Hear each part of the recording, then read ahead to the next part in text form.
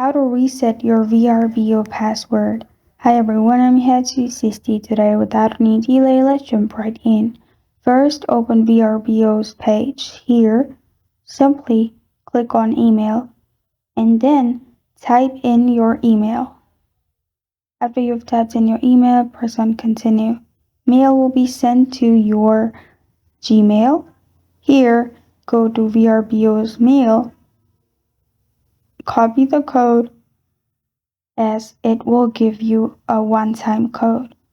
Simply copy the code and go back to Vrbo's account login page, and there paste in the code and press on continue.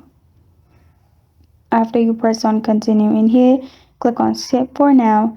You'll be logged into your account. To reset your password, you can click on your profile at the top right, go to my profiles, and reset your password. This is how to reset your Vrbo password. Thank you for joining me today. If this video helps you out, please leave a like and subscribe for more.